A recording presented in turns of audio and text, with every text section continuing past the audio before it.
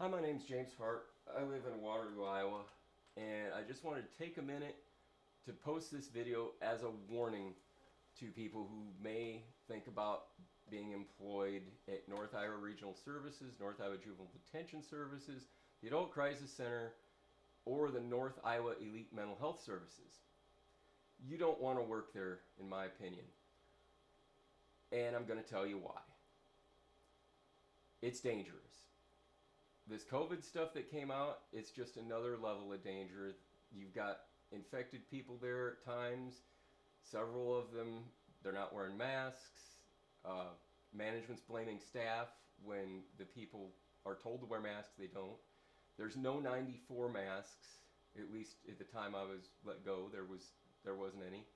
There was a staff that said they were told to use a community staff mask on the desk, one mask, to go on to the infected wing. When the administrator heard that, he said, "Oh, just use your double cloth masks. You know, we'll see about getting some more N94 masks." It's dangerous, unnecessarily so. There have been nights when I would show up and there wouldn't even be gloves. You'd have to use food service gloves sometimes for UAs. We give UAs, urine analyses, amongst other things that we have to do sometimes. PAT searches, all sorts of stuff. There's been feces all over. I mean, last year I had somebody have a whole dryer full of human feces and dirty clothes and water. I had to clean that up. They just left it sitting there for 5 hours. Again, if you don't have gloves, or if gloves are, it's a bad thing. So aside from that, you've got other dangers. You can be assaulted there. I was assaulted there several times, and yes, I put myself in a bad position. There have been other times, though, where I've been assaulted where I had not put myself in a bad position. And any of those bad positions, whether I put myself there or not, those were because we were short-staffed. Especially at night, they did not put enough people there. It's dangerous. It's dangerous. I've been worried about things for years now there.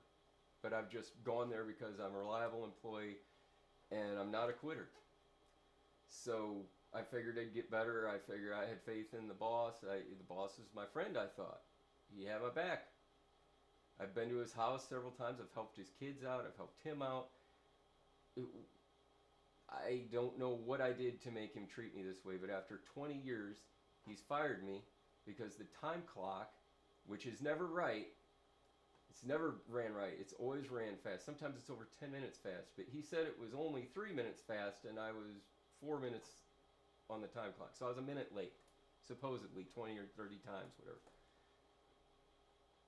So after 20 years, he fired me, and this is the worst part. I had 700 plus hours of sick time. Not that I saved it up, I wasn't allowed to use it. Not only that, I had over 300 hours of vacation time. Not because I saved it up, repetitively I was turned down about using my vacation. Not only that, I had holidays. I had several holidays. I always had to work the holidays. It was always management's relatives and management that got them off. So I wasn't related and whatever, so I never got the holidays off. So yeah, I had several holidays too that I lost. Now you do the math, at over 900, you're talking about 25,900 some dollars. We'll just call it 26,000, roughly. And they're not going to give me any of it, I was just informed today. That's not having somebody's back. I don't know what I would have done to have been that, to have deserved that much vindictiveness. You want to fire me, that's fine. But in the middle of a pandemic, and the money that I'm going to use that I've earned, supposedly, and you're not going to pay it, and you're going to say it's policy and procedures or whatever, or because I was fired. I hope somebody from the board sees this. You shouldn't treat people like this. It's inhuman.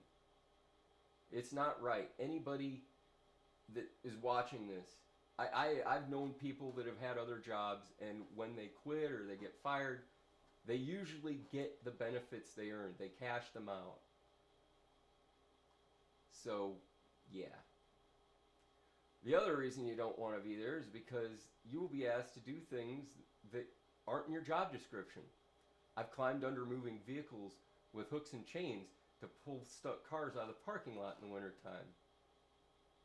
Didn't know I was going to have to do that ahead of time, but yeah, you're going to have to. You're also going to have to shovel the walks in addition to anything else they have you do. They could buy a snow thrower. They don't have one. They had a little thing that doesn't even work. Is ridiculous. Yep.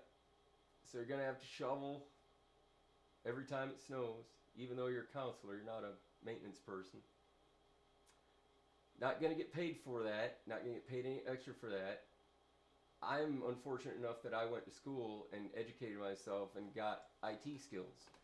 So I was their unofficial IT person. Anytime somebody had something wrong with the computer, anytime the computer broke, anytime there was some different piece of hardware, I was the go-to guy. But I was never advanced in title. I was never compensated financially for this. And we're talking extreme. I mean, one time I put in the second security system. There was 32 cameras.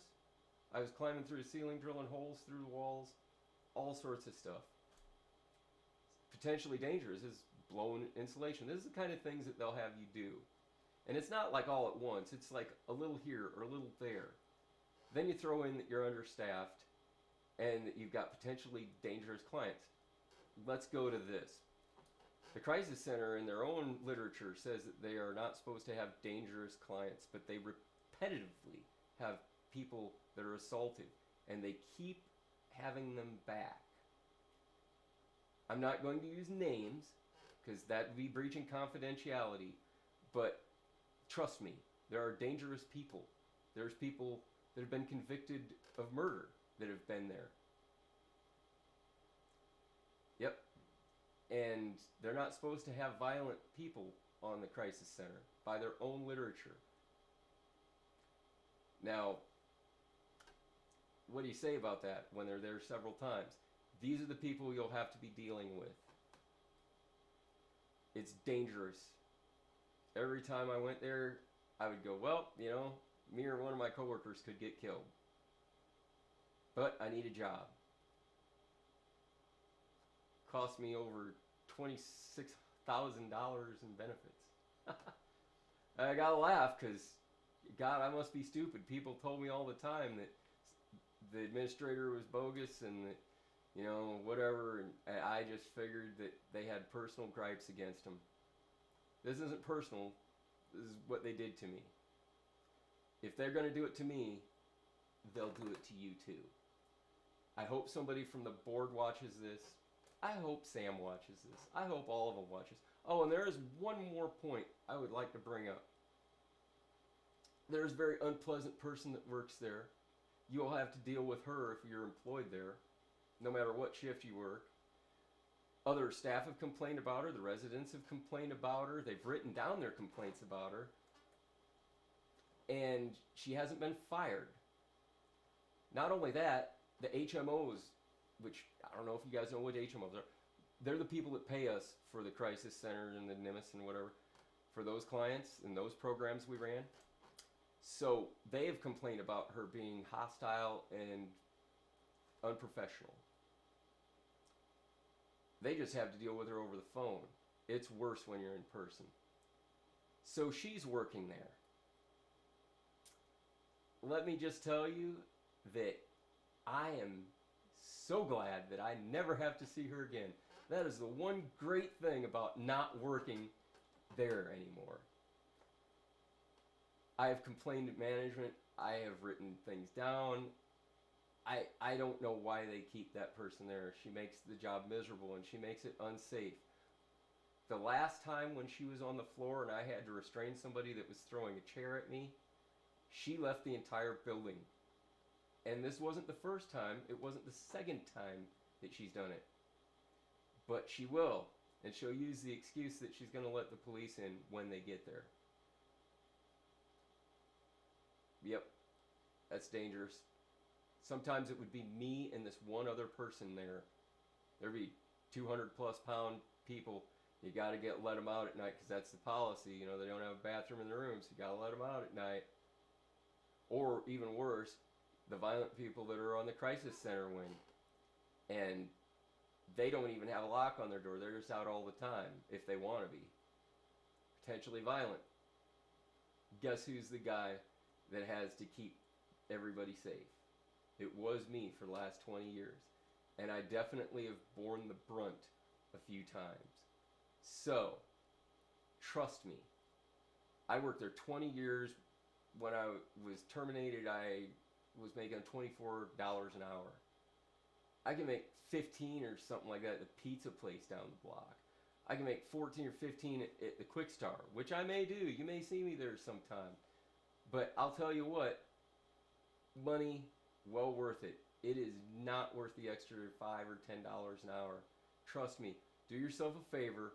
Don't even bother going there. Don't bother applying there. This isn't just sour grapes. Like I said, I don't have anything personally against these people.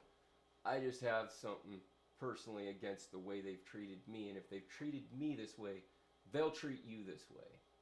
They've treated other people this way before, I'm sure.